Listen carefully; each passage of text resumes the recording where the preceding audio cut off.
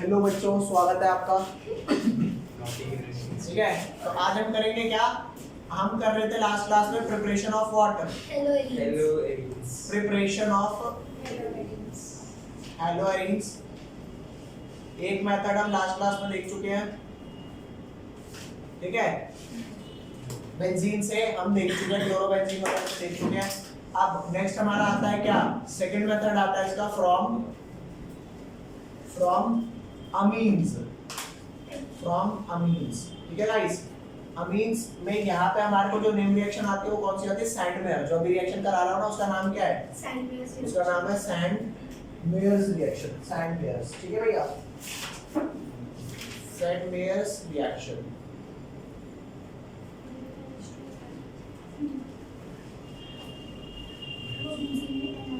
अब आप इस बात को समझेंगे, एक केमिकल होता है जिसका नाम होता है HNO3। HNO3 को बोलते हैं नाइट्रिक एसिड। क्या बोलते हैं? Nitric acid. और ये एसिड ना स्टेबल होता है। स्टेबल का क्या मतलब है कि अगर आप मार्केट में खरीदने जाओगे तो ये आपको मिल जाएगा, लेकिन एक एसिड होता है जिसका नाम होता है नाइट्रस एसिड, HNO2। एक ओ कम है, ये रहा नाइट्रस एसिड। ये अनस्टेबल काइंड होता है, और अनस्टेबल होता है तो ये मेरे को बनाया रेडीमेड नहीं मिलता, मेरे को उसको क्या करना पड़ता है? बनाना पड़ता है ऑन द स्पॉट। तो ऑन द स्पॉट ये कैसे बनता है? ये HNO2 हमारे को बनाना पड़ता है किससे? NaNO2 plus HCl। किससे बनाते हैं? NaNO2 plus HCl। इसमें हमारे को NaCl अलग हो जाता है, HNO2 रिएक्ट करता है, और ये रिएक्शन बहुत अमाउंट ऑफ एनर्जी रिलीज करती है। तो जो हीट एनर्जी रिलीज होती है ना, उससे काफी सीवियर बर्न्स हो सकते हैं। तो उसको कंट्रोल करने के लिए हम टेम्परेचर कितना रखते हैं? 0 डिग्री सेंटीग्रेड से 5 डिग्री सेंटीग्रेड। ठीक है भैया, तो यहाँ पर ध्यान देना, आपको कहीं भी HNO2 चाहिए होगा तो आप HNO2 नहीं लिखोगे, क्या लिखोगे? NaNO2 plus HCl। अब आपको रिएक्शन यहाँ पर बताता हूँ, रिएक्शन क्या है, ध्यान देना। ये आपका है एनिलीन। बेंजीन के ऊपर NH2 क्या कहलाता है? ये हो गया आपका एनिलीन। अब आप यहाँ पर क्या करोगे? यहाँ पे आप डालोगे NaNO2 प्लस HX। जरूरी नहीं है HCl ही होगा, HBr भी हो सकता है, HI भी हो सकता है। समझ गए भाई? तो आपका ये डालने पर HNO2 बन जाएगा। अरे मेरी रिक्वायरमेंट तो HNO2 से थी, और टेम्परेचर 0 डिग्री से 5 डिग्री सेंटीग्रेड रखा, या फिर इसी को ऐसे भी लिख सकते हैं 273 केल्विन से 278, है ना? ये हो गया। तो अब आपका एक स्ट्रक्चर बनता है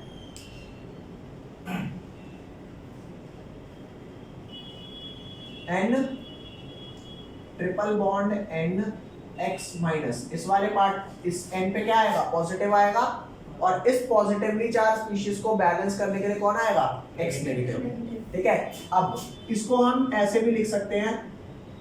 अरे इसी चीज की दूसरी रिप्रेजेंटेशन बता रहा हूं, ऐसे ये है, इसको लिख सकते हैं N2 पे प्लस और इस पे X माइनस। बोलो भाई, ये आपका बन गया। इसको बोलते हैं बेंजीन। ये N2 प्लस वाले पार्ट को बोलते हैं डायजोनियम, और इसको बोलते हैं हैलाइड।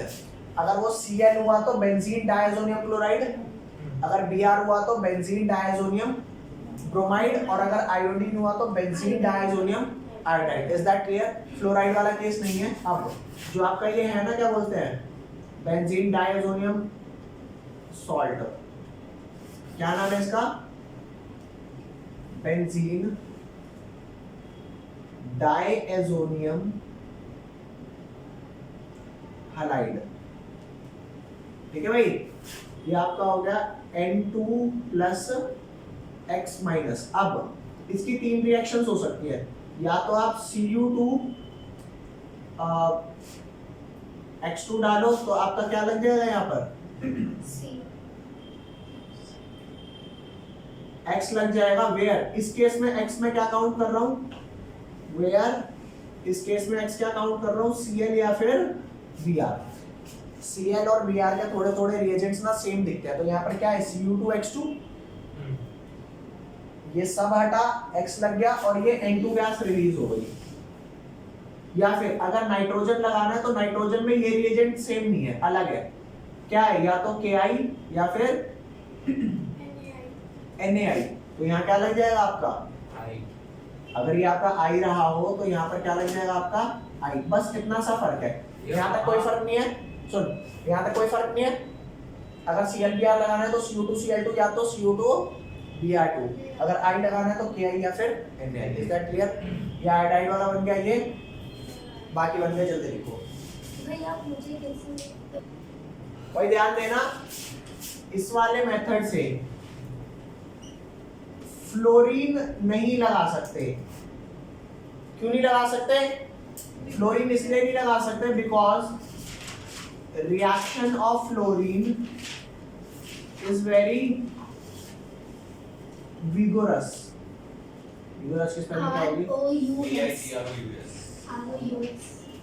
बहुत विगरस होती है, बहुत ज्यादा एनर्जेटिक्स उसके बहुत हाई होते हैं, तो इतनी एनर्जी रिलीज करता है, कंट्रोलेबल नहीं होती। तो हम यहाँ से क्या क्या लगा रहे हैं? आयोडीन, क्लोरीन और ब्रोमीन, सिर्फ यही लगा रहे हैं। यहाँ भी नाइट्रोजन रिलीज हुआ है, यहाँ पर भी क्या होगा? नाइट्रोजन रिलीज होगा। Nitrogen in the gas form होता है, उड़ जाता है। ठीक है भाई, ये भी उड़ जाता है। तो अब नेक्स्ट आ जाओ, ये आपका प्रिपरेशन ना हैलोएल्केन की, हैलोएरिन की खत्म हो गई। अब हम आते हैं किस पे? फिजिकल प्रॉपर्टीज पे। ठीक है, हैलोएल्केन्स और हैलोएरिन्स। ठीक है भाई, केमिकल प्रॉपर्टीज। अब कौन सा टॉपिक आ रहा है भाई? फिजिकल प्रॉपर्टीज ऑफ क्या? हैलोएल्केन्स एंड हैलोएरिन्स। पता है फिजिकल प्रॉपर्टी में आपके आ जाते हैं मेल्टिंग पॉइंट आ जाते हैं, बॉइलिंग पॉइंट आ जाते हैं। ठीक है भैया, क्या कलर देता है, सॉलिड है, लिक्विड है, गैस है, ये सारी चीज आ जाती है। तो इसमें एक बहुत इंपॉर्टेंट आपकी फिजिकल प्रॉपर्टी आती है जिसका नाम होता है बॉइलिंग पॉइंट। तो बॉइलिंग पॉइंट किसी भी कंपाउंड का कैसे चेक करते हैं? सबसे पहले आपको ये चेक कराने जा रहा हूँ। ठीक है भाई, तो यहाँ पर सबसे इंपॉर्टेंट बॉइलिंग पॉइंट प्रॉपर्टी क्या है? Boiling points. अब बच्चों यहाँ ध्यान देना, लिखना थोड़ी देर के लिए रोक दो। किसी भी दो मॉलिक्यूल का बॉइलिंग पॉइंट कैसे चेक करते हैं ये बताता हूँ। बॉइलिंग पॉइंट चेक करने के कुछ स्टेप्स होते हैं, तो आपको वो स्टेप्स देखने हैं जिससे आपको क्या पता लग जाएगा कि किसका बॉइलिंग पॉइंट ज्यादा है, किसका कम है। अच्छा एक बात बताओ, वाटर को अगर मैं बॉइल कर रहा हूँ तो उसका ये मतलब तो नहीं है ना कि मैं वाटर का जो HOH है ये वाली बॉन्डिंग तोड़ रहा हूँ। वाटर को बॉईल करने का मतलब ये नहीं होता कि आप इनके बॉन्ड्स तोड़ रहे हो। उसका मतलब ये होता है कि एक वाटर का मॉलिक्यूल अगर दूसरे वाटर के मॉलिक्यूल के इतने पास है तो इनको बॉईल करूं, हीट करूं और थोड़ा इनको कितना दूर भेज दूं, जितना मैक्सिमम दूर ये जा सकते हैं। और ये दूर कब जाएंगे? जब आप इनके ये जो बीच में अट्रैक्टिव फोर्स है इसको आप तोड़ोगे, और इसी अट्रैक्टिव फोर्स को तोड़ने के लिए तो आपको एनर्जी देनी पड़ेगी। यार आपको पता है अगर कोई चीज सॉलिड है तो क्लोजली पैक्ड है, लिक्विड है तो थोड़ी दूर है, और गैस है तो बहुत दूर है। तो जब आप किसी भी चीज को बॉईल करते हो या वेपराइज करते हो तो आप उस मॉलिक्यूल को इंटरनल नहीं तोड़ते, क्या करते हो? दो मॉलिक्यूल के बीच के जो इंटरमॉलिक्यूलर फोर्स है उनको ब्रेक करते हो। किससे? With the help of heat. ये बात समझ रहे हो? तो यहाँ पर ध्यान देना, बॉइलिंग पॉइंट चेक करने के इंपॉर्टेंट पॉइंट्स क्या हैं। सबसे पहला point, see the type of force. सबसे पहले क्या देखोगे आप? Type of force. जैसे मैं आपसे एक क्वेश्चन पूछता हूं, एक एग्जांपल, ये मैं सिर्फ हैलोएल्केन के लिए भी बता रहा हूं, ये तो मैं आपको किसके लिए बता रहा हूं? बॉइलिंग पॉइंट कैसे चेक करते हैं उसके लिए बता रहा हूं।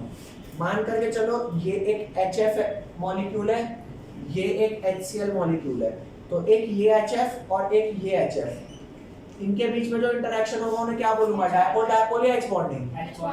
क्या बोलूंगा? H bonding. क्यों? मैंने आपको बोला था अगर डायपोल आपका HF या HO या HN की वजह से जनरेट हो तो उसे डायपोल डायपोल नहीं क्या बोलते हैं? बोला था ना। तो इसके दो मॉलिक्यूल के बीच में फोर्स कौन सा लग रहा है? H bonding.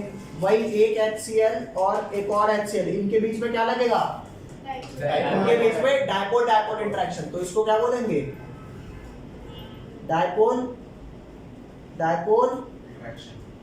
इंटरैक्शन। आप बताओ कौन सा स्ट्रॉन्ग है कौन सा वीक है? एच बॉन्ड है। तो जिसके अट्रैक्टिव फोर्स स्ट्रॉन्ग है वो टाइटली हेल्ड है, उनको दूर करने के लिए ज्यादा टेम्परेचर देना पड़ेगा, तो बॉइलिंग पॉइंट ज्यादा। तो बॉइलिंग पॉइंट में अगर मैं ये कह रहा हूँ सीधा टाइप ऑफ फोर्स, तो जिन मॉलिक्यूल का इंटरमॉलिक्यूलर फोर्स स्ट्रॉन्ग होगा उनका बॉइलिंग पॉइंट ज्यादा होगा। तो यहाँ ध्यान देना कि stronger the intermolecular force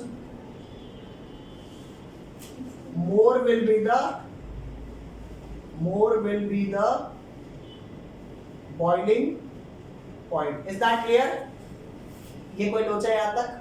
second, मान करके चलो कि आपने दो कंपाउंड ऐसे उठाए जिनका आपको टाइप ऑफ फोर्स तो सेम है। अरे यहाँ तो आपने चेक करा ना, स्ट्रॉन्गर द इंटरमॉलिक्यूलर फोर्स। भाई कौन सा इंटरमॉलिक्यूलर फोर्स स्ट्रॉन्ग है? एच बॉन्ड या डायपोल? डायपोल। तो जिसका ज्यादा स्ट्रॉन्ग फोर्स उसका बीपी ज्यादा। समझ रहे हो? पेपर में सीधा क्वेश्चन पूछ सकता है आपसे कि बॉइलिंग पॉइंट किसका ज्यादा होगा, HF का ज्यादा होगा या HCl का ज्यादा होगा? तो बंदा का आएगा यू बात मैं कैसे बता दूं भाई? अरे भाई तू चेक कर इनमें टाइप ऑफ फोर्स, इसका H बॉन्ड नहीं आ रहा, उसका डायपोल ये वाला ज्यादा हो गया। यही बात समझ। नेक्स्ट लिख, मान ले अगर तेरे को दो कंपाउंड ऐसे मिल गए जिनका टाइप ऑफ फोर्स सेम है, फिर क्या चेक करेगा? क्या अगर दो कंपाउंड ऐसे मिल गए कि इसमें जो टाइप ऑफ फोर्स है वही टाइप ऑफ फोर्स इसमें है, तो टाइप ऑफ फोर्स सेम हो गई। अरे भैया यहाँ पे ये स्ट्रॉन्ग था, अगर टाइप ऑफ फोर्स सेम हो गए तो क्या चेक करेंगे? तो यहाँ पर लिखना सेकंड पॉइंट क्या है? इफ क्या लिखेंगे? If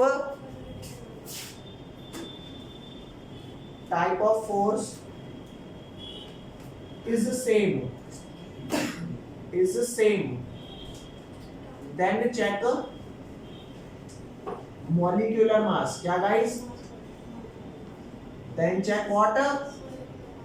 molecular mass। क्यों molecular mass चेक करने को बोल रहा हूँ?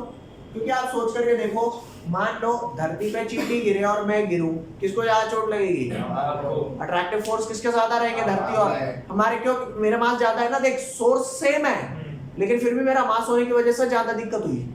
समझ गए? तो यहाँ ध्यान देना, मान लो कोई बंदा पूछे HCl का ज्यादा बॉइलिंग पॉइंट है या HBr का, तो आप कहोगे यार मेरे को बताया था कि तू सबसे पहले क्या चेक कर? Type of force. तो सबसे पहले मैं टाइप ऑफ फोर्स चेक करता हूँ। HCl और HCl में क्योंकि नेगेटिव पॉजिटिव है तो डायपोल इंटरेक्शन आएगा नहीं आएगा? अरे बोलते हैं भाई डायपोल इंटरेक्शन। और यहाँ भी क्या आएगा? यहाँ भी HBr और यहाँ भी HBr, वही क्या आया? डायपोल। कैसे बताया आपने डायपोल? ये नेगेटिव पॉजिटिव नेगेटिव तो आया ना। तो हम कहेंगे यार ये तो दोनों डायपोल है, बराबर बात है भाई। अब अगर डायपोल फोर्स सेम मिल गया तो क्या चेक करना है? Molecular mass. सोच करके देख, FClBrI, नीचे जाते जाते मॉलिक्यूलर मास बढ़ता है घटता है? मॉलिक्यूलर मास भाई, मास एटम का साइज बढ़ रहा है तो मास भी बढ़ रहा है। तो जो मॉलिक्यूलर मास HCl का होगा और HBr का किसका ज्यादा होगा? Br वाले का। तो जिसका मॉलिक्यूलर मास ज्यादा उसका इंटरमॉलिक्यूलर फोर्सेस। भाई मैं तुम्हारे को एक एग्जांपल दूं कि यार गाड़ी वाला अमीर या साइकिल वाला अमीर, तो क्या बोलोगे? भाई गाड़ी वाला। लेकिन अगर मैं बोलूं कि एक बंदा इस पे भी ये गाड़ी है, दूसरा बंदा इस पे भी गाड़ी है, कौन अमीर? तो फिर तू क्या चेक करेगा? गाड़ी की कंपनी, टाइप ऑफ गाड़ी। करेगा नहीं करेगा? सारे गाड़ी वाले सेम अमीर तो नहीं है। छोटी गाड़ी वालों का कुत्ते जैसी हालत है। क्यों? इन पे पेट्रोल लगाने के पैसे ही नहीं हो रहे। समझ रहे हो? और जो बहुत रईस है, जो Audi BMW चला रहा है वो बहुत रईस है। और ये हल्की बुल्की वाले MG वाले नहीं भाई MG वाले तो ज्यादा है। तो मेरी बात सुन, यहाँ पे HCl है, यहाँ पे HBr है। मैंने कहा दोनों पे डायपोल इंटरेक्शन है, लेकिन इसका डायपोल में बेटा मास ज्यादा है। तो मास ज्यादा होने की वजह से अट्रैक्टिव फोर्स अट्रैक्टिव सेम होने के बाद भी ये वाला ज्यादा अट्रैक्टिव है। क्यों? क्योंकि इसका मास माना दोनों डायपोल है, लेकिन फिर भी कौन ज्यादा है? ये। क्यों? क्योंकि इसका मास ज्यादा है। तो यहाँ लिखना, if type of force is same then check molecular mass, और मॉलिक्यूलर मास डायरेक्टली प्रोपोर्शनल है किसके? फोर्स अट्रैक्टिव फोर्सेस के। डायरेक्टली प्रोपोर्शनल है किसके? इंटरमॉलिक्यूलर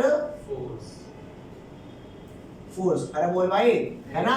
तो अगर मॉलिक्यूलर मास ज्यादा, इंटरमॉलिक्यूलर फोर्सेस ज्यादा, और अगर इंटरमॉलिक्यूलर फोर्स ज्यादा तो boiling point. Is that clear?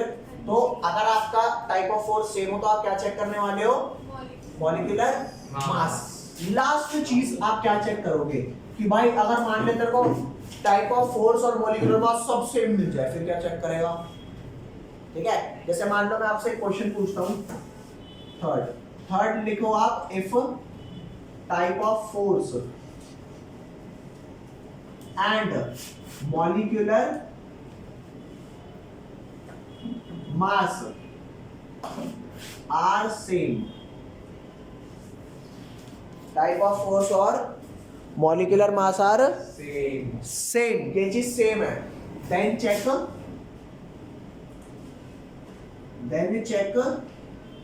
Branching. क्या चेक करेंगे गाइस? अब ये ब्रांचिंग का क्या मतलब है ये मैं आपको बताता हूँ। मान लो आपके पास एक कंपाउंड है C5H12। C5H12 के मैंने आपको कितने आइसोमर बताए थे? 3। एक बताया था कौन सा? CH3 CH2 CH2 CH3, अरे एन पेंटेन था। एक कौन सा था? आइसोपेंटेन में एक आपका ये 2 मिथाइल ब्यूटेन आया था, और एक कौन सा था? नियोपेंटेन। मानते हो नहीं मानते? तो तीनों के अट्रैक्टिव फोर्स कौन से होंगे? पहले अट्रैक्टिव फोर्स बता दो। सब में CH होगा? अरे बोल दे भाई। तो ये कौन से हुए? लंदन फोर्स, डायपोल डायपोल या एच बॉन्डिंग? वैंडर वाल लंदन फोर्स ही तो होते हैं। अरे बोलते भाई, तो यहाँ भी लंदन फोर्स, यहाँ भी लंदन फोर्स, यहाँ भी लंदन फोर्स, तो फोर्सेस तो सब में सेम है। फिर तू कहेगा अच्छा फोर्स सेम है तो मास चेक कर। अरे भैया 5 कार्बन इसमें और 12 हाइड्रोजन, 5 कार्बन 12 हाइड्रोजन, तो भाई जब एटम नंबर सेम है तो मास भी तो सेम होगा। तो अब तीसरी चीज क्या चेक करेंगे? ब्रांचिंग। किसमें ज्यादा ब्रांचिंग है? इसमें नीचे वाले में या उससे नीचे वाले में? सबसे नीचे वाले। ब्रांचिंग का मतलब कि लीनियर चेन के बाद ब्रांचेस किस पे ज्यादा निकली हैं? अरे यार तेरी ये लीनियर मेन चेन हो गई, ब्रांच एक भी नहीं। ये मेन चेन हो गई, ब्रांच एक। ये मेन चेन हो गई, ब्रांच 2। समझ गए? तो अब मैं वापस बात बताऊं। मान लो कि एक कोई लीनियर चीज है, उसके बगल में एक और लीनियर चीज है, तो ये क्लोज आ जाएंगे और जितना सरफेस एरिया कांटेक्ट होगा वो ज्यादा है, ऑलमोस्ट सभी कांटेक्ट में आ गया। लेकिन मान लो यहाँ पे एक ब्रांच निकली हुई है, ये ब्रांच निकली है, तो कैसे बताओ? तो क्या ये वाला हाथ इसके पास आ पाएगा? क्यों नहीं आ पाया? क्योंकि बीच में ब्रांच आ गई। अरे भौंक दे भाई, बीच में ब्रांच आ गई ना, तो ये इसका जो पहले पूरा टच हो रहा था वो पूरा टच, तो यहाँ ध्यान देना, इसकी एक और चेन मस्त इससे कांटेक्ट में आ जाएगी, और वो भी सरफेस एरिया ऑफ कांटेक्ट ज्यादा है। लेकिन जहां ब्रांचिंग आ गई वहां पे क्या ये वाला पूरा चिपक पाएगा? अरे पहले सारे चिपक रहे थे, अब ये एक ही कार्बन चिपकेगा, और ये अगर आ गया तो किसी तरह चिपक तो एक रहा है, यहाँ भी एक ही चिपक रहा था, यहाँ थोड़ा डिस्टेंस कम था। ए भाई मेरी बात सुन, लॉन्ग डिस्टेंस समझ रहे हो या नो डिस्टेंस? अट्रैक्टिव फोर्स बहुत ज्यादा, यहाँ डिस्टेंस थोड़ा बड़ा, चिपक तो एक कार बन रहा है, लेकिन चलो इतना फर्क नहीं है डिस्टेंस में। यहाँ क्या हुआ? चिपक एक ही कार बन रहा, लेकिन डिस्टेंस देख कितना, समझ रहे हो? तो कुल मिला के जहां पर ब्रांचिंग बढ़ रही है वहां पे डिस्टेंस बढ़ रहा है, डिस्टेंस बढ़ रहा है तो अट्रैक्टिव फोर्स कम होंगे। समझ रहे हो? तो अल्टीमेटली जहां ब्रांचिंग ज्यादा है ना वहां पे सरफेस एरिया ऑफ कांटेक्ट कम है, सरफेस एरिया ऑफ कांटेक्ट कम है, इंटरमॉलिक्यूलर फोर्सेस कम हो जाएंगे। उसे यही नहीं पता ज्यादा बोलूं कम बोलूं, अब मुझे क्या पता, तुम ही बोल रहे हो बीच में कुछ कहीं भी कम कहीं भी ज्यादा। कैसे ब्रांचिंग डिस्टेंस आता है? हाँ अरे भैया इसको पहले ये चेक हो जल्दी से, इसकी वो लिखवा देता हूँ डेफिनेशन। तो बच्चों जैसा कि आपने देखा कि ब्रांचिंग इंक्रीज होती है तो क्या होता है? सरफेस एरिया ऑफ कांटेक्ट कम हो जाता है, दूरियां भी बढ़ जाती हैं। ठीक है भाई, और ब्रांचिंग नहीं होगी, बीच में कोई नहीं होगा, तो ज्यादा सरफेस एरिया कांटेक्ट होगा, और सेम टाइप ऑफ फोर्स के लिए, सेम मॉलिक्यूलर मास के लिए अट्रैक्टिव फोर्स इसके ज्यादा होंगे। तो इस वाले पार्ट को मैं फिलहाल मिटा रहा हूं और यहां पर मैं थोड़ा सा इसको एक्सप्लेन कर देता हूं। क्या देखो इसके बारे में कि linear molecule will have more surface area of contact, ठीक है, hence more attractive forces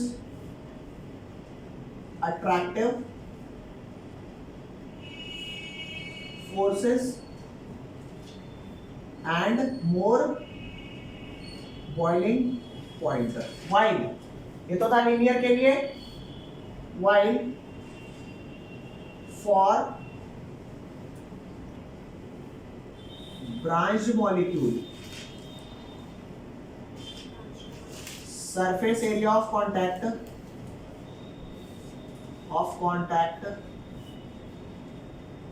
is less and hence intermolecular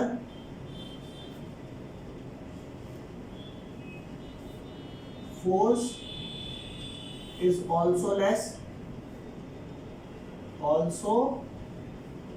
less, which leads to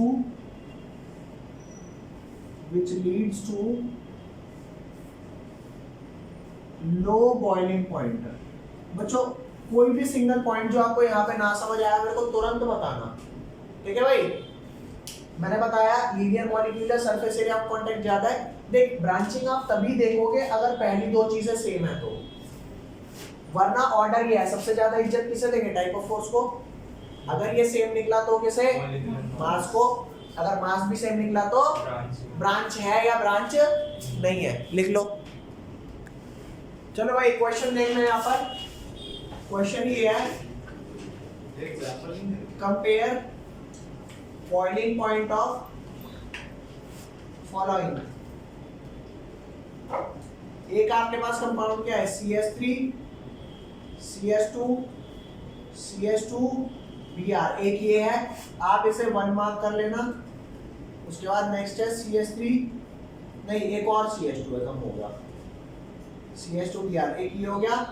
एक और लिखो CH3 CH Br, यहाँ पर CH2 CH3, इसे 2 मार्क कर लो। एक और मार्क कर लो भैया, CH3, यहाँ Br, यहाँ पर CH3 और यहाँ पर क्या CH3, इसको 3 मार्क कर लो। आपको क्या करना है, इंक्रीजिंग बॉइलिंग पॉइंट के ऑर्डर में लगाना है। तो चेक कर भैया, सब में जितने कार्बन है उतने हाइड्रोजन है, उतने ही ब्रोमीन है, और सब में C के साथ Br है, तो सब में डायपोल इंटरेक्शन हो जाएगा। मॉलिक्यूलर मास सेम है, तो आप चेक करोगे ब्रांचिंग, तो ब्रांचिंग सबसे ज्यादा इसमें है, मतलब सबसे कम अट्रैक्टिव फोर्सेस। तो 3 सबसे कम हो गया। अरे बोल लो, मैं करा रहा हूँ increasing order of boiling point. 3 सबसे कम, उसके बाद 2, उसके बाद 1। दिस इज द ऑर्डर, ये पेपर में पूछा जाता है, ठीक है भाई। हाँ क्या हुआ बता, ये बात समझ। बॉइलिंग पॉइंट इंक्रीज करता है, ब्रांचिंग इंक्रीज होती है। नहीं, अच्छा इंक्रीज होता है। वह ब्रांच इंक्रीज होती है तो भाई दूरियां बढ़ जाती हैं। दूरियां से समझना, दूरियां बढ़ेगी वैसे अट्रैक्टिव फोर्स कम हो जाएगा भाई। चले आगे। हाँ नेक्स्ट आ जाओ भाई, मेल्टिंग पॉइंट। अगला क्या है, अगला टॉपिक है आपका मेल्टिंग पॉइंट। गाइस याद देना, जैसे आपको बॉइलिंग पॉइंट के लिए मैंने कुछ पॉइंट्स बताए ना, अट्रैक्टिव फोर्स चेक करने हैं। मेल्टिंग पॉइंट में अट्रैक्टिव फोर्स चेक नहीं करते। मेल्टिंग पॉइंट में क्या चेक करना है, we have to check here to check packing. क्या चेक करनी है गाइस, पैकिंग। पैकिंग बढ़िया है तो ज्यादा क्लोज है, ज्यादा क्लोज है बढ़िया से सॉलिड में पैक है। अरे बोल लो भाई, ध्यान दे। जैसे मान लो आपके पास एक कंपाउंड ये है, एक है ऑर्थो डायब्रोमोबेंजीन, ब्रोमो ले ले, क्लोरो ले ले यार, अरे कोई सा ले ले भाई, और एक ले ले मेटा वाले डायब्रोमो बेंजीन, और एक कौन से लेगा, पैरा वाले। तो तुम सोच करके देखो किसके दो मॉलिक्यूल ज्यादा करीब आएंगे। अच्छी यार तुम्हारे को अरे मैं नहीं समझाना चाहता उस तरीके से, लेकिन तुम वहीं ले जाते हो। ये सवाल दोबारा ये ऑर्थो पे तो पास है। ये यहाँ पर ध्यान दो, पेन ले लो। ये मान लो एक ये है, एक वो है। एक ये है। ठीक है भाई, तुमने ऐसे चिपक के डांस तो सुना ही होगा, ऐसे होता है, ऐसे ऐसे वाला।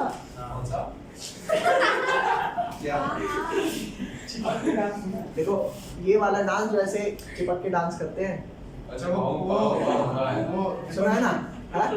हाँ वैसे ही मान लो। गोल्ड। ठीक है भैया, तो ये ज्यादा करीब है अभी। ठीक है, और एक डांस होता है बॉल डांस, उनके बीच में बॉल रख देते हैं।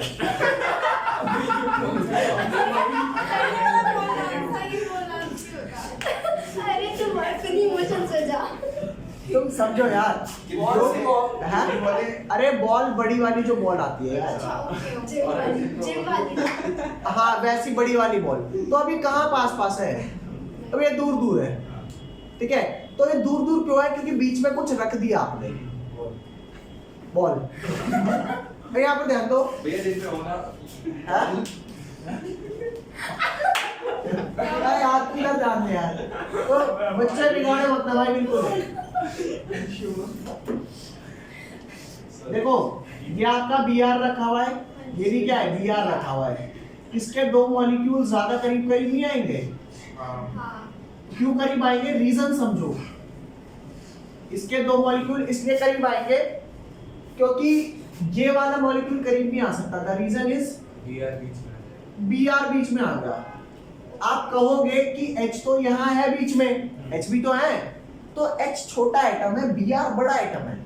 H के पास सिर्फ K शेल है, Br के पास K L M, तो उसका साइज बड़ा है ना। उल्टा करके चिपका दे तो। सेम ही बात है। तो इस अरे सुन पहले का अब ये देख, यहाँ पे दो मॉलिक्यूल ज्यादा करीब आएंगे या फिर वो वाले, उनकी पैकिंग अच्छी है, बीच में हिंडर करने के लिए कोई है नहीं ना। तो तुम कहोगे अच्छा चल तूने इसको इससे तो कंपेयर कर दिया, अब इसको और इसको कैसे कंपेयर करेगा। तो अब आपको ये बात बता देता हूं कि पैरा आइसोमर का मेल्टिंग पॉइंट ज्यादा होता है as compare to melting point of ortho isomer and meta isomer. ये बात दोबारा सुन ले, पैरा और दोनों के बीच में कंपैरिजन दिया जा सकता है, यू ज्यादा यू कम, लेकिन इन दोनों के बीच में नहीं पूछ। वो आपसे क्वेश्चन ये पूछेगा कि इन तीन आइसोमर में से हाईएस्ट मेल्टिंग पॉइंट किसका है, पैरा का। बाकी दोनों जाओ तेल लेने। क्वेश्चन का तरीका समझे, इंक्रीजिंग या डिक्रीजिंग ऑर्डर नहीं पूछ रहा कि हमको इनको कंपेयर करना पड़े। उन्होंने साफ बोला यहाँ अट्रैक्टिव फोर्स देखते नहीं, पैकिंग देखते हैं। इसकी पैकिंग आप देख के नहीं बता सकते कि किसकी बढ़िया है, लेकिन इसकी तो देख के बता सकते हैं। बॉइलिंग पॉइंट में बताते हैं type of force, melting point में बताते हैं टाइप ऑफ, अरे पैकिंग बताते हैं यार, समझ गया। लिख ले जल्दी इसको, इसके बाद आएंगे सॉल्युबिलिटी पे। नेक्स्ट लिखेंगे गाइस क्या, सॉल्युबिलिटी। ये सॉल्युबिलिटी वाला क्या लोचा है, ये वाली बात समझेंगे गाइस। जैसे कोई भी चीज किसी में सॉल्युबलाइज करनी होती है तो उसके कुछ रूल्स होते हैं। ठीक है, जैसे मान लो आप सारे बच्चों को पता है कि ये वाटर है, क्या है ये, तो एक वाटर का मॉलिक्यूल दूसरे वाटर के मॉलिक्यूल से कैसे जुड़ा हुआ है, H बॉन्डिंग। कौन सी बॉन्डिंग है, H bonding. And you guys know कि H बॉन्डिंग क्या होती है, स्ट्रॉन्ग होती है। यस बोलो यस। तो अब याद देना भाई, H बॉन्डिंग क्या होती है, स्ट्रॉन्ग। अब आप चाहते हो कि कोई भी हेलोएल्केन लूं में CH3Cl, क्योंकि वाटर एक पोलर सॉल्वेंट है। वाटर क्या है? अरे भाई जहां H बॉन्डिंग आ जाए वो पोलर सॉल्वेंट है, तो वाटर क्या है? Polar solvent. और CH3Cl में भी Cl पे नेगेटिव और CH3 पे पॉजिटिव, तो ये भी पोलर हुआ। तो अगर ये पोलर है, ये पोलर में अच्छा खासा डिसॉल्व होना चाहिए, लेकिन इसको डिसॉल्व करने के लिए इसमें कुछ हमको काम करने पड़ेंगे। क्या? ध्यान दो, अगर आप चाहते हो CH3Cl इसके अंदर डिसॉल्व हो, तो जैसे कि वाटर में तो H बॉन्डिंग है और CH3Cl और CH3Cl में कौन से अट्रैक्टिव फोर्सेस होंगे? इसके अंदर क्या होंगे? Dipole dipole force. तो जब भी आप कोई चीज किसी में डिसॉल्व करना चाहते हो तो उसके लिए आपको एक काम करना पड़ेगा। ध्यान दो, जब ये इसके अंदर आए तो इसको वाटर की H बॉन्डिंग तोड़नी पड़ेगी और अपनी वाली भी H बॉन्डिंग तोड़नी पड़ेगी। अरे अपनी वाली H बॉन्डिंग नहीं है, सॉरी, डायपोल डायपोल है। तो जब आपको इसको तोड़ना पड़ेगा तो एनर्जी दोगे, जब आपको इसको तोड़ना पड़ेगा तो एनर्जी दोगे। तो इंटरैक्शन जो वाटर के बीच में है और जो हेलोअल्केन के बीच में है, इन दोनों को तोड़ने के लिए एनर्जी देनी पड़ेगी। और जब ये इसके अंदर आएगा तो वाटर के और हेलोअल्केन के बीच में एनर्जी सेटअप होगी। समझो मेरी बात, आपने इसके फोर्स को ब्रेक किया, इसके फोर्स को ब्रेक किया, इनके फोर्स को ब्रेक करने के लिए आपको एनर्जी देनी पड़ी। फिर जब वाटर का इंटरैक्टिव फोर्स हेलोअल्केन के साथ बनेंगे, क्योंकि डिसॉल्व होना है। अरे यूं तो है नहीं कि तूने हेलोअल्केन इसके अंदर डाला, वाटर अलग हो गए, CH3Cl अलग हो गए, फिर वो कहाँ का डिसॉल्व हुआ? समझो, डिसॉल्व होने का मतलब होता है होमोजेनियस कंटेंट हो जाए। तो जब ये इसके अंदर डिसॉल्व करोगे तो हेलोअल्केन वाटर ऐसा सेटअप हो जाएगा। तो इनके अट्रैक्टिव फोर्स को तोड़ना पड़ेगा, एनर्जी देनी पड़ी, और जो वाटर और हेलोअल्केन का अट्रैक्शन सेटअप हुआ उससे एनर्जी रिलीज होगी। हाँ, जब वाटर और हेलोअल्केन एक दूसरे में डिसॉल्व हुए तो उनके बीच में अट्रैक्टिव फोर्स कंबाइन होंगे, सेटअप होंगे। तो जब ये अट्रैक्टिव फोर्स सेटअप होंगे तो एनर्जी रिलीज होगी, ठीक है। और इनको तोड़ने के लिए एनर्जी देनी पड़ेगी। तो सोच करके देखना डिसॉल्व कब होगा?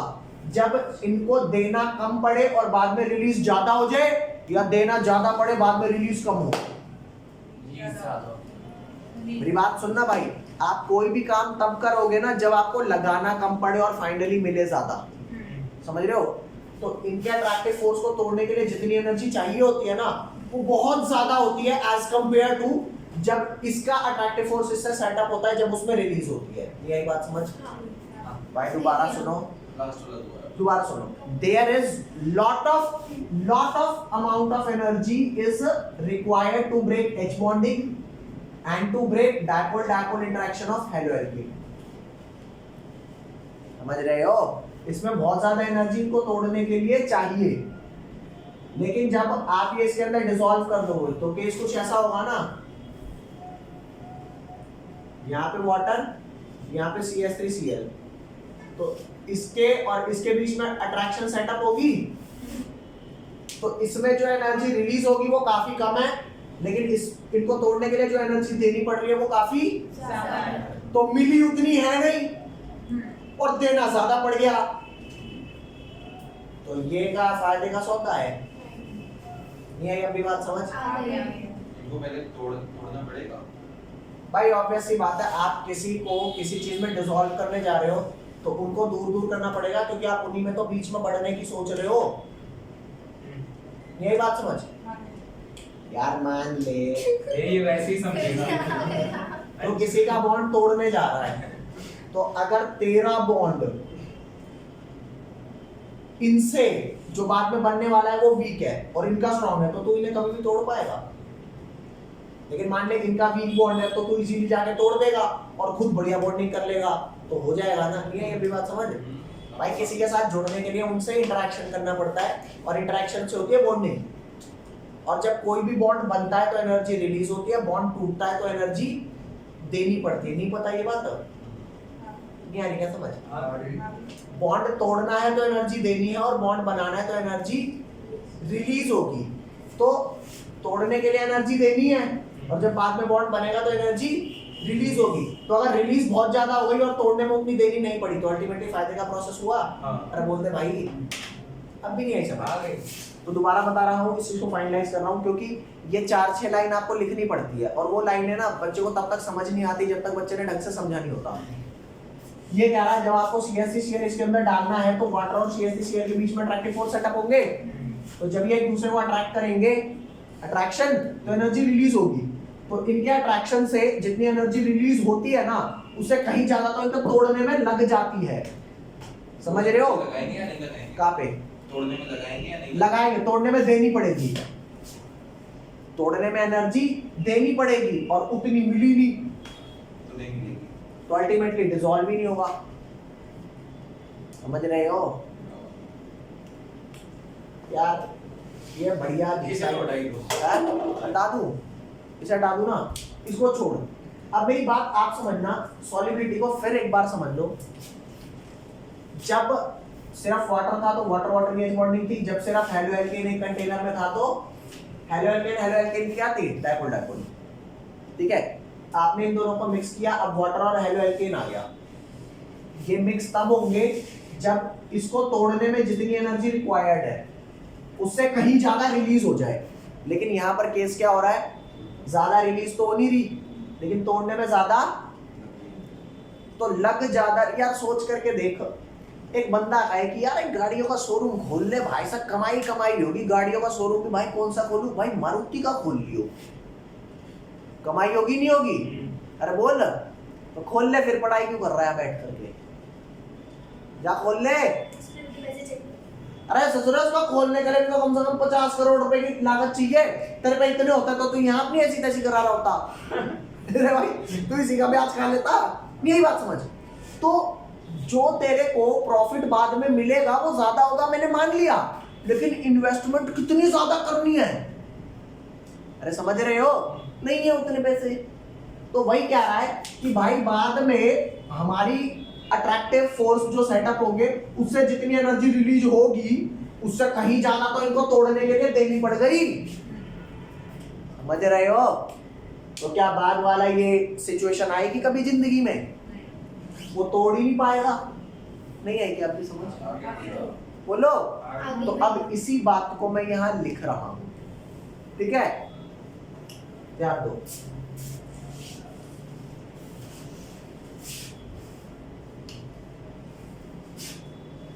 Haloalkanes are very less soluble in water। ठीक है, अब ये लिख रहा हूं कि अगर किसी चीज को डिसॉल्व होना होता है तो क्या करना होता है? जितनी उसकी रिक्वायर्ड एनर्जी है कम से कम वो तो मिले मेरे को। उतनी मिल नहीं रही लेकिन देनी ज्यादा पड़ रही है तो डिसॉल्व नहीं होगा ना। नहीं आई क्या आपकी समझ? भाई नहीं आई तो बना दो। तो क्या जाते? तो लिख भैया, in order to dissolve haloalkane in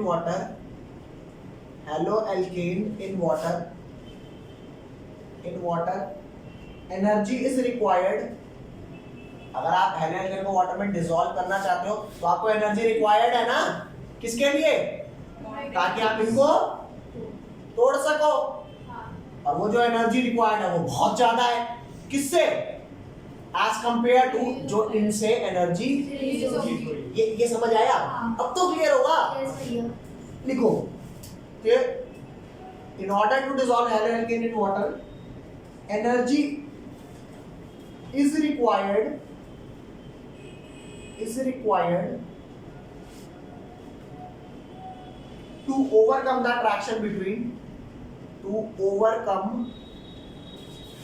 the attraction between the haloalkane molecules and between the haloalkanes molecule and the H bonding of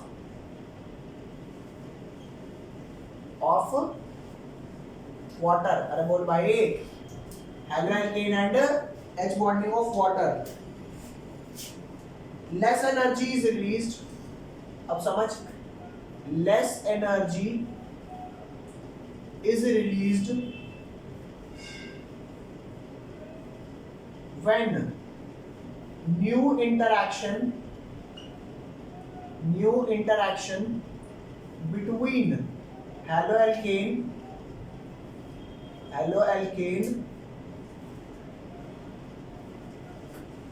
and water, when new interaction between haloalkane and water molecule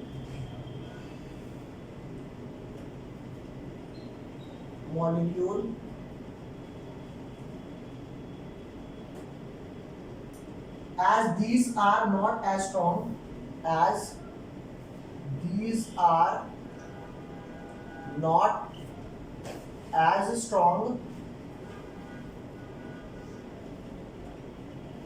as original H bond of water. आप इसे लिख लो एक बार, फिर मैं आपको दोबारा से एक बार बताता हूँ, ये फाइनलाइज हो जाएगा। इससे बढ़िया सॉल्युबिलिटी नहीं आएगी भाई, समझ, जल्दी लिखो। मैंने क्या बोला, फाइनलाइज कर देता हूँ कि हैलोएल्केन बहुत ही लेस सॉल्युबल होते हैं। किस वजह से? क्योंकि अगर किसी चीज को डिसॉल्व करना है हैलोएल्केन को अगर वाटर में, समझ रहे हो, तो जो एनर्जी रिक्वायर है ना टू ओवरकम अट्रैक्शन, किसकी अट्रैक्शन? हैलोएल्केन की और एच बॉन्डिंग ऑफ वाटर की, वो काफी ज्यादा है, ठीक है। और लेस एनर्जी इज रिलीज्ड, काफी कम एनर्जी रिलीज होती है। कब? when new interaction between the haloalkane and water molecule are set up, as these new interaction are not as strong as was in H bonding of water. नहीं है आपकी समझ? क्या बोल रहा है भाई? मतलब एक बात बता रहा हूँ, हो सकता है ये क्वेश्चन 2 मार्क्स में भी पूछ दे,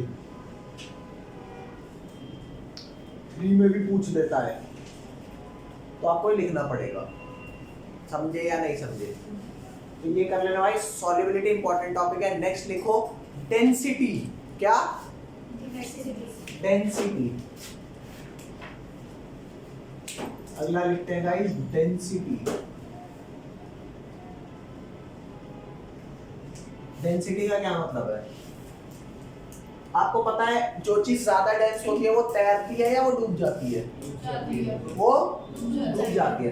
तो यहाँ ध्यान देना, जितने भी क्लोरो, ब्रोमो या फिर आयोडो वाले हैलोएल्केन्स होते हैं, हैलोएल्केन्स, इन सबका मास वाटर के मास से तो ज्यादा है। अरे वाटर का क्या होता है? 1 × 2 + 16 18 ग्राम पर मोल होता है, बोलते भैया। ब्रोमीन, क्लोरीन या क्लोरीन 35.5 होता है, तो मास ज्यादा नहीं है, डेंस भी ज्यादा है। तो these are more dense as compared to water. अरे समझ गए? तो यहाँ भैया लिख ले हैलोएल्केन्स आर, नहीं आई बात समझ? Are more dense as compared to water, and density increases on increasing, क्या increasing guys? On increasing number of carbon atoms. अरे बोल दे भाई, number of carbon atoms. Is that clear?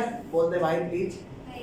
ये लिख ले, और ये लिखने के बाद अब हम आएंगे केमिकल प्रॉपर्टीज पे। देखो भाई, केमिकल प्रॉपर्टीज पढ़ रहे हैं किसका? केमिकल प्रॉपर्टीज में कुछ केमिकल रिएक्शन आएगी, और सबसे पहले हम पढ़ रहे हैं कौन सी? Reaction of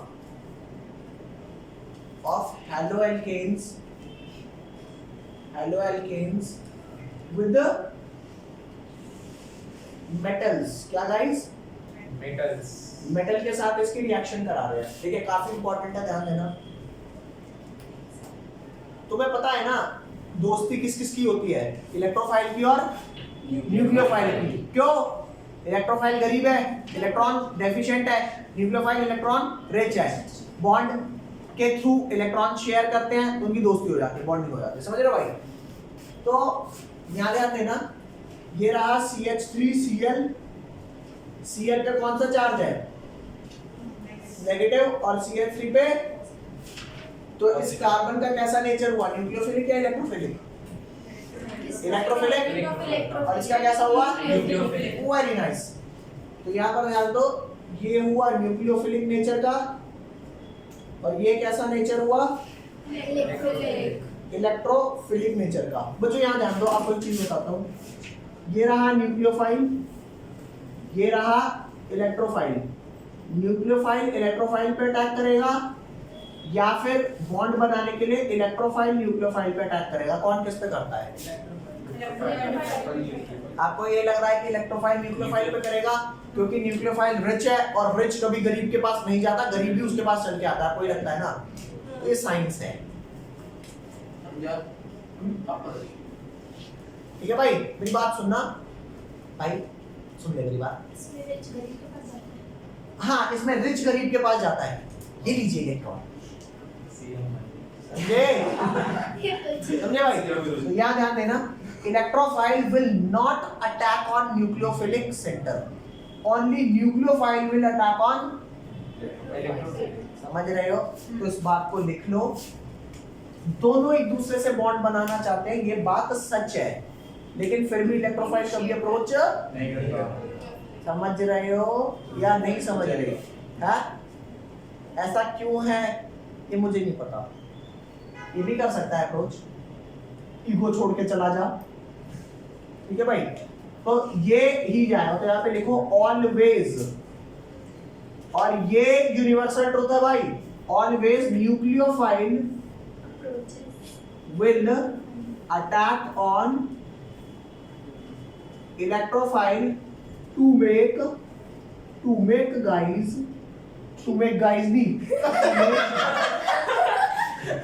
bonds। ओके, अब यहां पर सुनना, ये CH3 है और ये Cl है, ठीक है?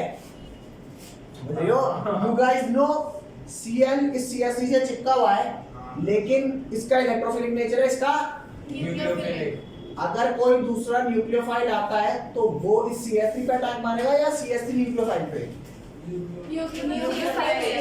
ये न्यूक्लियोफाइल ही जाएगा ना इस CH3 पर अटैक करने। Yes. बोलो, तो ये जा रहा है अटैक इस पे मार रहा है यस।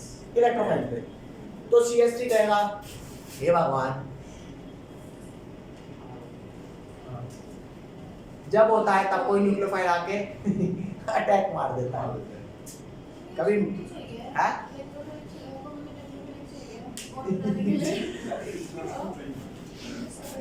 सुन मेरी बात कर, तुम फिर वही आ गए ना।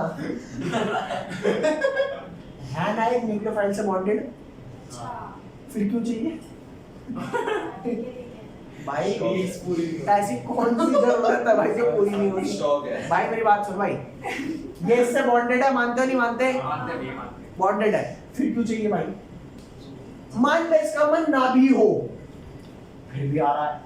मन नहीं कर रहा था। CH3 electrophilic. ये आ रहा है, ये नहीं जा रहा भाई। तो मेरी बात समझना, CH3 ने वही कहा, भगवान मेरे को इलेक्ट्रोफाइल से न्यूक्लियोफाइल बना दो। ऐसा कैसे हो सकता है? अब हो जाता है। ठीक है, अब हो अब हो जाता है। न्यूक्लियोफाइल इस पे अटैक मारे, ऐसा देखा गया है, लेकिन इलेक्ट्रोफाइल का कभी न्यूक्लियोफाइल हो सकता है? जैसे टेक्नोलॉजी चल रही है वैसा हो जाता है। तो याद ध्यान देना, हम इसकी रिएक्शन कैसे कराएंगे? ये रहा हमारे पास क्या, मैंने सिंपल सी बात बोली आपको कि यहाँ पर ये इलेक्ट्रोफिलिक है, ये न्यूक्लियोफिलिक है। अगर मैं रिएक्शन मेटल से करा दूं, ये देख CH3Cl, अगर इसकी रिएक्शन मैग्नीशियम से करा दूं, मैग्नीशियम से कराऊंगा किसकी प्रेजेंस में? एक सॉल्वेंट होता है जिसका नाम होता है ड्राई लिक्विड, इसकी प्रेजेंस में। तो ये Mg इसके बीच में घुस जाएगा। यहाँ पे CH3 पे पॉजिटिव था, यहाँ पर नेगेटिव था, जब ये बीच में घुस गया भाई तो CH3 Mg और Cl बन गया। ठीक है, अब एक बात बता, कौन ज्यादा इलेक्ट्रो नेगेटिव है, Cl, CH3 या Mg? क्या ऑर्डर है? Mg सबसे ज्यादा इलेक्ट्रॉन देगा और बाकी ये दोनों लेंगे। मैग्नीशियम कितने इलेक्ट्रॉन लूज करता है? 2 करता है ना। तो एक मैग्नीशियम इलेक्ट्रॉन देगा इसको और एक मैग्नीशियम इलेक्ट्रॉन देगा इसको। तो जो इसका पहले इलेक्ट्रोफिलिक सेंटर था, अब वो किस में कन्वर्ट हो गया? लोग न्यूक्लियोफाइल पहले इस पर अटैक मारता था, अब ये अटैकिंग बन चुका है। अरे भाई इसी पे क्यों मारोगे, अब ये जाके मारेगा। ठीक है भाई, तो इस बात को समझना। इसको बोलते हैं ग्रिग्नार्ड रिएजेंट। इस रिएजेंट को क्या बोलते हैं? Grignard reagent. ठीक है, इसका नाम कैसे लिखेंगे? इसका नाम लिखेंगे, कौन सा एल्काइल ग्रुप है? R। अरे चमन, मिथाइल है ना इसका नाम, अच्छे methyl magnesium chloride. Chloride. Form बता रही थी। ठीक है भाई, और अगर इसका जनरल नाम लिखना है तो आप ग्रिग्नार्ड रिएजेंट को ऐसे लिख सकते हो RMgX, क्योंकि मुझे नहीं पता हैलाइड कौन सा होगा, मुझे नहीं पता एल्काइल कौन सा होगा। ठीक है भैया, और आप लिख लो कि ग्रिग्नार्ड रिएजेंट को अभी फिलहाल में GR लिख लूं, बोल दे Grignard reagent is very reactive. Grignard reagent is, यहां पर लिखते भाई ऐसे, एनहाइड्रस है ना। Grignard reagent is very reactive. ठीक है, question, why it is advised to keep Grignard reagent in anhydrous condition? Why it is advised to keep Grignard reagent in anhydrous condition.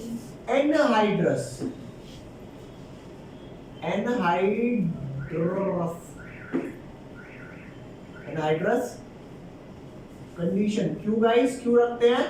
Because it is very reactive. Answer is क्यों, ये बात समझना। यहाँ ध्यान दे भाई, ओए पोपलू सामने ध्यान दे पहले। ये तेरा कुछ ऐसा है CH3MgX, हां अरे बोलो Cl ले ले, जिसका ये पार्ट क्या हो गया, स्लाइटली नेगेटिव, और ये +2 था, ये -1 था, तो इस +2 और -1 को नेट में क्या लिख दूं, +1 लिख दूं। अरे यार ये +1 है -1 है, तो बहुत भाई। अब मेरी बात सुन, अगर मैं इसकी रिएक्शन वाटर से कराता हूँ तो आपको पता है वाटर के अंदर H+ पार्ट होता है, और तो H+ अगर अटैक करेगा तो किस पे करेगा, MgCl पे या CH3 पे? समझ गए? तो CH3 और H को किस में कन्वर्ट कर देगा, CH4। Very nice. तो जो तुम्हारा मिथाइल ग्रुप था वो किस में कन्वर्ट हो गया, मीथेन में। और हर बार मीथेन मेरा डिजायर्ड प्रोडक्ट नहीं होता, मैं कई बार मिथाइल को कहीं और यूज करना चाहता हूँ। समझ गए? तो भैया ये वाटर कहाँ से आया, ये मॉइस्चर है। अगर आप इसे हवा में ऐसे ही रख दोगे तो ये मिथाइल ग्रुप किस में कन्वर्ट हो जाएगा, मीथेन में। या मैं कहता हूँ कोई भी एल्काइल ग्रुप होगा वो कॉरस्पॉन्डिंग किस में कन्वर्ट हो जाएगा, एल्केन में। ठीक है भाई, यहाँ लिखो ये हो गया CH4, और इस MgCl पे क्या लग गया, MgOH। तो लिखो टू प्रिवेंट, क्यों एडवाइस किया जाता है, to prevent formation of corresponding alkanes, okay guys? अरे बोल दे भाई, समझ आया? इसको लिखो जल्दी से, और आज इतना ही कर रहे हैं, बाकी करते हैं in the next class. Okay